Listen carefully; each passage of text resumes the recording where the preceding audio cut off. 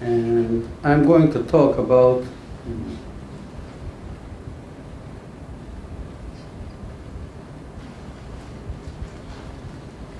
to talk about some recent work which I've done together with my collaborators on electron attachment to some molecules, biomolecules, and electron attachment to clusters in electron attachment to molecules in the cluster environment.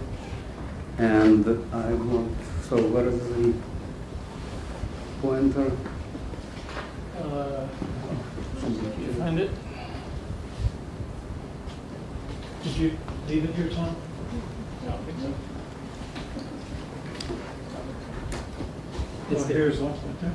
That's it. Oh, okay, thank you.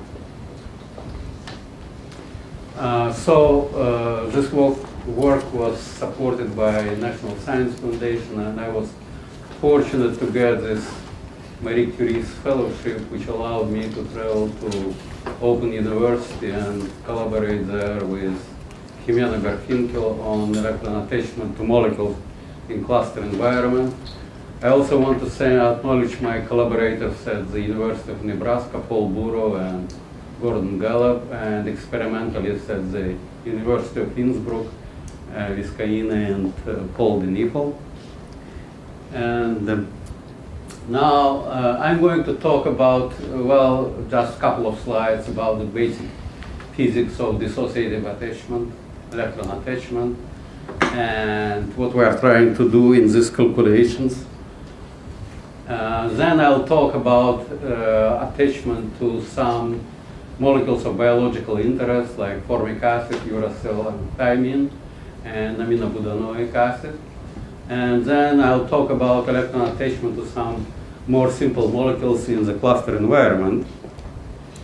So this is a basic physics generic picture of electron attachment to molecules, to diatomic molecules, or to polyatomics in one-dimensional approximation.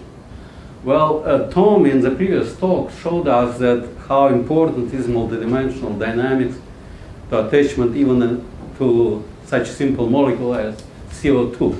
In this talk, I'm going to show you that actually you can understand some basic dissociative attachment physics by treating quite complicated molecules in one-dimensional approximation. Of course, this is an approximation, but in some cases, and I show you in which cases, it works quite well. So this is a generic scheme of the process when you have an electron attachment to polyatomic molecules leading to formation of two fragments, one neutral, one charges. And here are the potential curves describing this process. And I want to bring to your attention this, what we call dipole supported state, very diffuse bound state, which occurs when electron is captured by a long-range field of a molecule. But this long-range field is not necessarily due to dipole moments. Usually they are called dipole supported states. But in fact, this long-range interaction shouldn't be necessarily dipole. Polarization interaction gives substantial contribution to it. In particular, the most pronounced vibrational Hertzsprung resonance, which appears due to this dipole supported state, actually was discovered in dissociative attachment in methyl iodide, and methyl iodide has subcritical dipole moment. So I just want to caution people talking about subcritical, supercritical. It actually has nothing to do with this vibrational Hertzsprung resonance. Now, a little bit about methods. Since we are dealing with very complicated molecules, sometimes we use empirical methods. We don't sometimes calculate the width, resonance width ab initio. We adjust it to reproduce some experimental data, in particular the measure, D is missing, measure trade coefficients for electron attachment at thermal energies. On the other hand, together with my colleague Gordon Gallup, we developed ab initio method for calculation of resonance width, which is based on L-square technique developed long time ago by Hazy and by Nesbitt, which is based on calculations of which using the L-square basis. And then we do nuclear dynamics on this complex potential energy surface, actually not surfaces but curves, doing non-local complex potential theory. So I want to emphasize that it's really non-local effects are important because we are dealing here with this dipole-supported states leading to vibrational Hertzsprung resonances, and local theory cannot describe them. So we really need non-local complex potential theory, which we developed some time ago. So it was together with my colleague in St. Petersburg, Andrei Kazansky. So it was quite a time ago, so I'm not going to talk about this, but it's equivalent. We show that it's equivalent to one pole R matrix approximation. But of course, you have to include in this R matrix, you have to include the nuclear motion. So this R matrix, one pole R matrix, contains the nuclear kinetic energy operator. So, and we show that it's completely equivalent to non-local complex potential theory. Now I want to, well, Tom Orlando, of course, told us about the importance of this for biological applications, this electron attachment to biological molecules. I want to bring to your attention the activities of a group in Frankfurt headed by Andrei Solovyov, who they study what they call a multi-scale approach to ion beam cancer therapy. You know that it's very efficient method to treat cancer tumors, and so they do a comprehensive modeling of this process, what happens when the ion beam, like carbon beams, which are used in Heidelberg, for example, for treating cancer, pass through biological tissues, what kind of processes occur there. And in the center you see this secondary electrons, which Tom Orlando was talking about, and which lead to many processes, and in particular to direct damage of DNA. So this is just one more evidence for importance of the secondary electrons in bond breaking in biological molecules. Now, the examples I'm going to talk about are illustrate how very broad sigma star resonances can cause dissociative attachment in several molecules of biological interest. And so the important feature of this resonance, I'll elaborate on this later again, is that they are extremely broad, and they are very different from this pi star resonances which we heard about today. So the first example, I'm going to talk about the dissociative attachment to uracil. So this is a structure of uracil, and this atoms in benzene rings are numbered, and so you see that we'll be mostly interested in one process, what's called hydrogen loss from, in this particular case, from uracil, which leads to formation of free H atom and electron attached to the rest of the molecule. And so it's important to understand from which position you have this hydrogen loss. At very low energies, well, you all know that CH bond is much stronger than NH bond. So if you see hydrogen loss at very low energies, this is due to NH bond breaking. And so, but NH bond occurs at position 1 and position 3. So experimentalists have to find out from which position actually H loss occur. And in order to find it out, they use also methylated uracil, where they replace one of the H atoms by CH3 radical.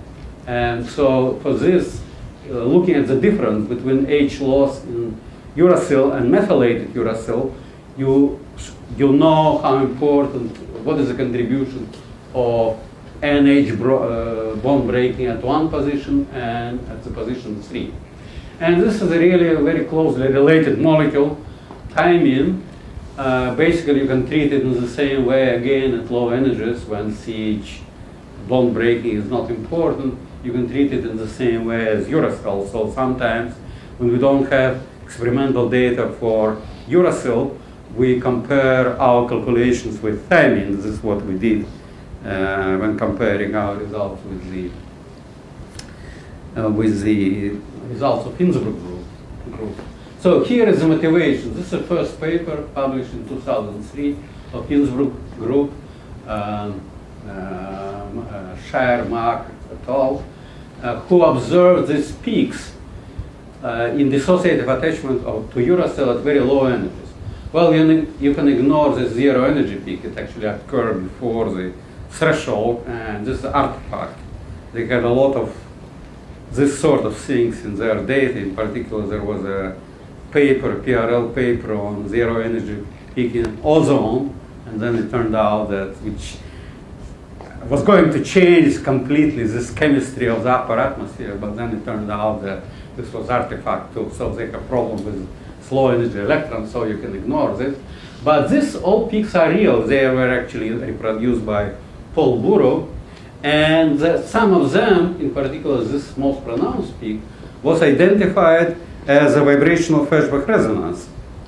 So here are the data reproduced, maybe not with a good resolution, but in Paul Burrow's group, but he was able to identify it.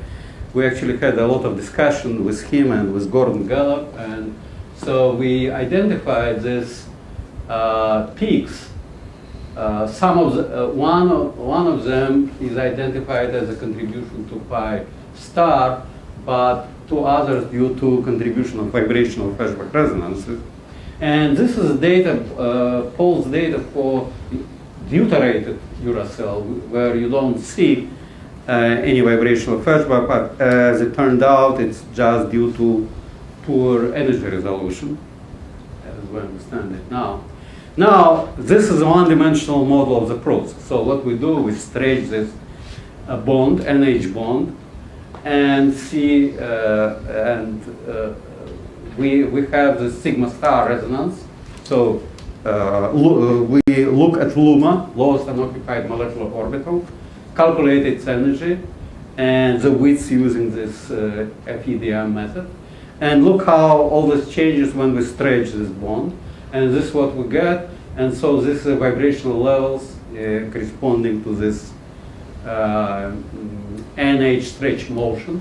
And so you can expect vibrational flashback resonances at all this level, but of course the cross section at, say, in this region near V, well, it's actually zero, but even if this asymptotic limit would be below this energy, the cross section will be here will be very small, so we can expect vibrational flashback resonances at say V equal 4 and V equal 5 threshold, and this is what we get. So this is I don't compare here for experiment with experiment.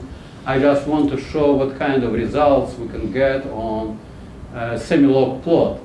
So there are three curves here. There's black, red, and blue. And black correspond to attachment to the ground vibrational state. This dashed red curve to first excited vibrational state, and blue to second excited vibrational state. And these are vibration excitation threshold corresponding to threshold for attachment from the ground vibrational state. So you see this very pronounced resonance, sometimes even double resonance, because corresponding to two dipole supported states. And this is because uracil has a very large dipole moment, more than 5 dBi. But of course, when you, for example, go to the ground state, to this region below V equal 4 threshold, this contribution to cross section is very, very small. This contribution of the vibrational flashback resonance is just 10 to minus 3 square angstrom, and it's very, very narrow. So when you average over the experimental energy distribution, the contribution is pretty insignificant. So now what we see actually is the quite pronounced vibrational flashback resonance below V=4 threshold. All others are sort of suppressed. And here we compare with the results of the Innsbruck group, but actually not for uracil, but for thymine. And what we see is that the position of this resonance, 1 and 2, there are two curves.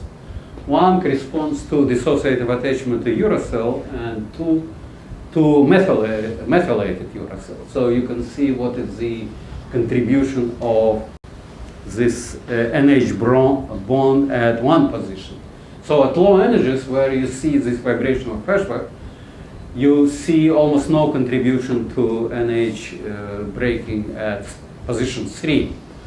And only at high energies you have this difference between these two. And dashed line is a series, so it's substantially lower, although you can explain the structure pretty well of bond breaking at position 1. But the position of resonance is a little bit shifted above the experimental position. Now here is the attachment to, all this data, actually all these experimental measurements are relative. They are not absolute, so they are all sort of normalized to theoretical data. So here we show the dissociative electric attachment to deuterated uracil, so the deuterium loss. And what we see again is the position, so this is a series, this blue is experiment. Again, this peak is due to loss of N at position 3. But what we see again is this shifting of this position of the resonance above experimental position. Now, there are two theoretical curves, this black curve and red curve. Red curve shows the temperature effect, because we were looking at these low energy peaks, and they actually are below the thermodynamic threshold for electron dissociative attachment, so we were thinking maybe it's due to temperature. And indeed, you see some contribution of higher vibrational states when you raise the temperature. Unfortunately, you have to raise it very, very high. These calculations actually were done for 700 Kelvin, but experiment was done for 450 Kelvin. And for 450 Kelvin, theory doesn't, basically the same as for 300 as the room temperature. So although it's nice to see this contribution of higher vibrational states, we don't understand what are these small peaks due to. But the major problem, of course, is this shifting of this position of this peak to higher energies. And when you look carefully, I don't show here vibrational excitation structure, but this is deuterated uracil. You see that this is just below V=4 threshold, and the theory gives the most substantial contribution below V=5 threshold. And this can be explained quite easily by shifting the negative ion curve. The result turned out to be very, very sensitive, of course, to the position of this curve. So if you shift down by a small amount, you have contribution of V=4 becoming more substantial than V=5. So here, curve 1 shows our original calculation where V=5 Hershbach resonance is dominating. But when you lower this potential curve by about 5,000 or 7,000, 9,000 atomic units, you have this contribution of V=4 growing, and eventually you get this nice curve number 4, which is very similar to what we see in the experiment, that you have contribution of V=4, but also some contribution of V=5. Now, I want to discuss a little bit, although it's older work, dissociative attachment to formic acid. So Paul Burrow actually brought to my attention this work of Michael Allen of, I don't remember, 2006, where he studied vibrational excitation of formic acid, and he mentioned there that these cusps in excitation of OH stretch in formic acid are indicative of this sigma star resonance, because they are very similar to what you see in hydrogen halides. So here is the vibrational excitation of hydrogen fluoride. So this is a joint experimental and theoretical work. There was, of course, a lot of papers on HF, but I just want to bring to your attention that this structure I showed you on the previous slide is very similar to this vibrational excitation of HF, the structured vibrational excitation threshold, very similar to what we saw in Michael's experiment of formic acid. And, well, everybody knows that, I mean, it was established like more than 20 years ago that in hydrogen halide, this structure appears because of interaction of this diabatic states with this dipole supported states, and this diabatic state correspond to anti-bonding orbital, and it's extremely broad resonance. It was shown by Donke a long time ago, and I think nobody is surprised by this. Here is actually some calculations, old paper from my group, like 20 years old, on HF. So you see these eigenfaces as a function of energy, and you look at the eigenfaces and you would say, where is the resonance? There is no resonance. It's just very smooth curve. And, well, the answer was given by Wolfgang Donke a long time ago, and we did the same within the R matrix approach, and Donke did it within non-local complex potential approach. What you have to do, you have to separate the dipole contribution and resonance contribution in the eigenfaces, and then you can calculate the resonance contribution to vibrational excitation and dissociative attachment, and it gives you very substantial cross section. Like in HF, they are not very small, about 1/10 of square angstrom, or even bigger. I don't remember now. So I think nobody is surprised by this. But when you talk about formic acid, somehow people say it's not possible. Well, it is possible, and we showed it. Yeah, these are our calculations. And Michael Allen made measurements and all this structure. So this is a Belfast Stick Peak abstract demonstrating that all the structures in dissociative attachment to formic acid we got is very well reproduced by experiment, although of course we have this difference in absolute magnitude, but everybody who does dissociative attachment knows it's extremely sensitive to all the details of the theory, and these are, of course, I agree, model calculations. Okay, so we went ahead. We were contacted by the Innsbruck group, and they asked us, can you do something even more complicated? And these are isomers of aminobutanoic acid. And I said, no, it's impossible. Yeah, I'm not in this big molecule business. But then we discussed with Gordon, and we decided maybe what we can do, we can just take the model we used for formic acid. Because what is most important is this carboxyl group in dissociative attachment, perhaps. And use the same model, but just use the dipole moment and polarizabilities which are actual. So they are different from those for formic acid, but we just calculate them and use them in our calculations, the dipole moment and polarizabilities, to calculate the contribution of this dipole supported state. And apparently it works not bad. Once again, so this is the outline of this model, R matrix parameters for formic acid and dipole moment and polarizabilities from our initial calculations. Once again, the measurements are not absolute, yeah, they are relative. So they are, we can actually normalize them to theory. I'm not showing it here. Of course, calculations are absolute, and cross sections are not big.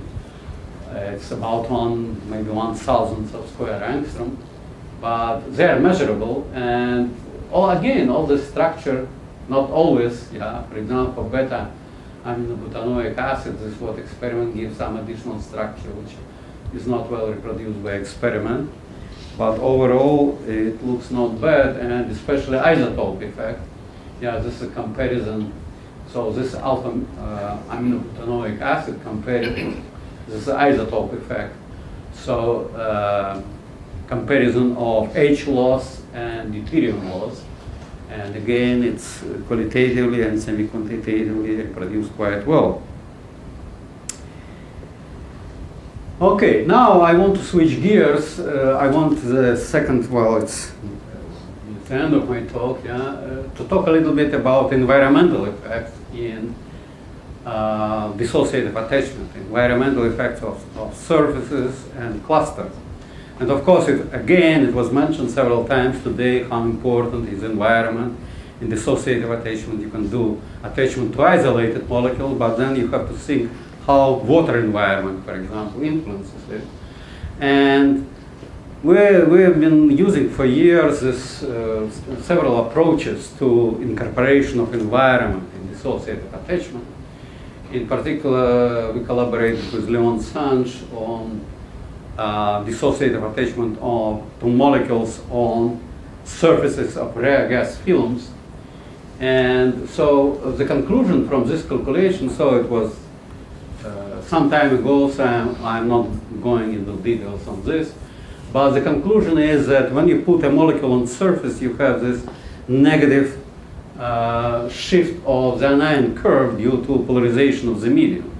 And in many cases, especially when you have this attachment due to sigma star resonance, it increases substantially the cross-section.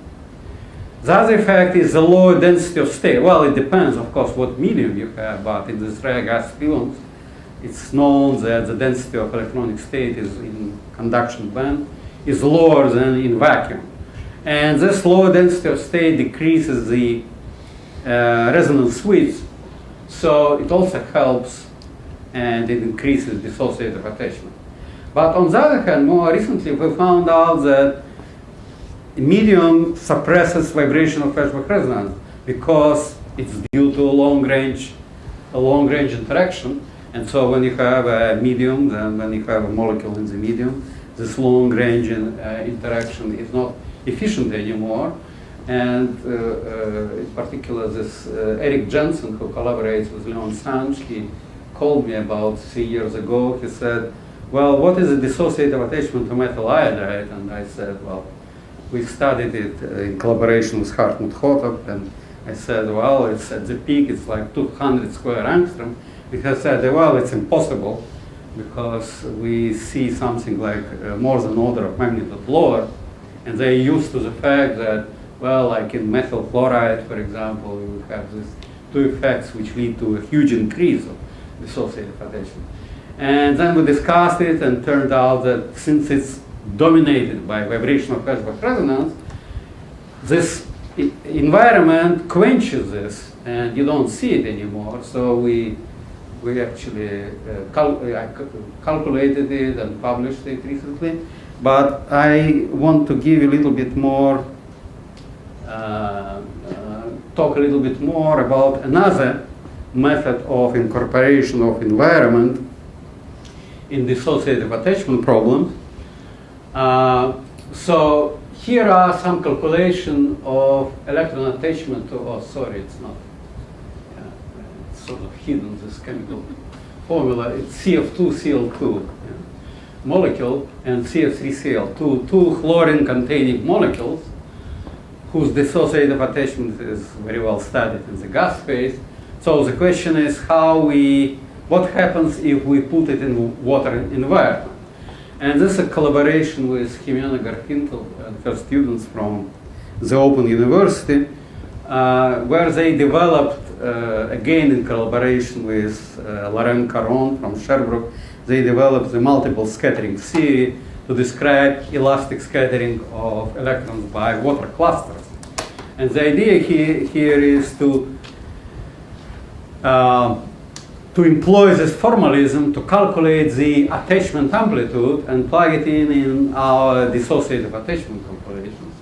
So this is what we did. We took we calculated this some equilibrium configuration. Of course, there are a lot of isomers in this system, so it's just as an example. We take some configuration of, say, CF2, in the environment of 6 waters, yeah? So the skeleton diagram of this system. This is the same for CF3Cl, again, in the environment of water molecules. And so this is what we get. So this is just an example. Yeah, we have a lot of data. I don't want to burden you with all this, but this is just an example demonstrating what we get when for these systems. So this is a bare molecule. So it's isolated CO2, Cl2. And now we're surrounded by 3 water molecules. We have a big increase in dissociative attachment. We're surrounded by 6 waters. We have even bigger increase, and we have this appearance of low energy peak. Now, when you look at width, resonance width, it's again sigma star resonance, as a function of electron energy, you see that at low energies it's suppressed due to sort of interference of all these waves which are scattered by water molecules. So it can be interpreted as a sort of trapping of electrons in this environment of water molecules, which decreases the resonance width and increases the resonance lifetime, and it leads to the dissociative, to the big increase of dissociative attachment cross-section. And there are some indication, although there are no experiments, direct experiments on this system, there are some indications that these effects do occur, in particular, again, in Leon Sanch's experiment. They observe a very strong increase in attachment to CF2Cl2 when it's put on the surface of ice, of water ice. And it's about an order of magnitude, and it's the same order, well, the same, quantitatively, is the same effect which we get here. So in conclusion, I believe we have shown that sigma star mechanism in formic acid, uracil, thymine, and aminobutanoic acid is operative, so it works, although the resonance is extremely broad, but it leads to hydrogen loss in these molecules. Threshold resonance and cusp are typical in biomolecules, so we saw this vibrational Feshbach resonances and cusp structures. Surface effect I just mentioned lead to strong suppression of threshold resonance and cusp, and driving effect due to the cluster environment leads to higher DA cross section. Thank you for your attention.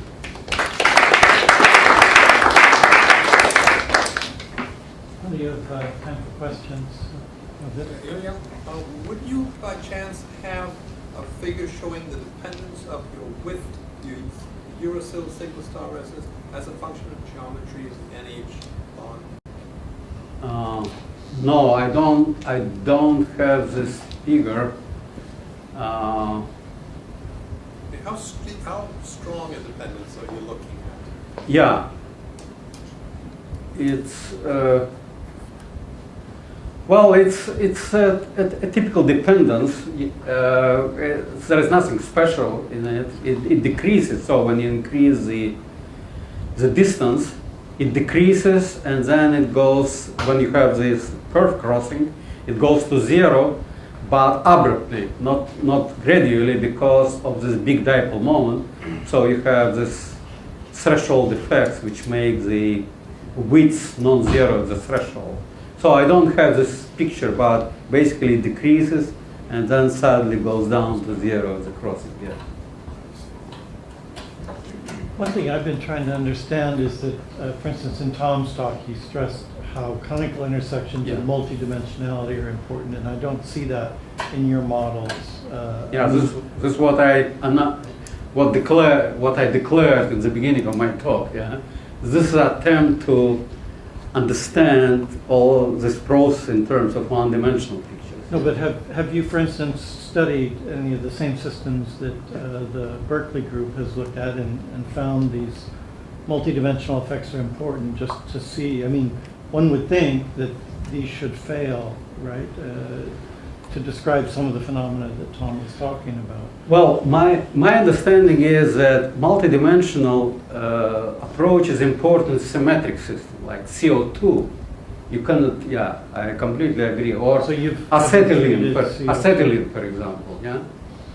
But when you are dealing with these systems where this sigma star interacting with dipole supported states at low energies are important, then I think other dimensions are not important. Yeah, to be honest with you, we didn't check, we didn't try to go beyond. Although we did some two-dimensional calculations, but not for these systems. We did it for CF3CL. And it was just a sort of improving of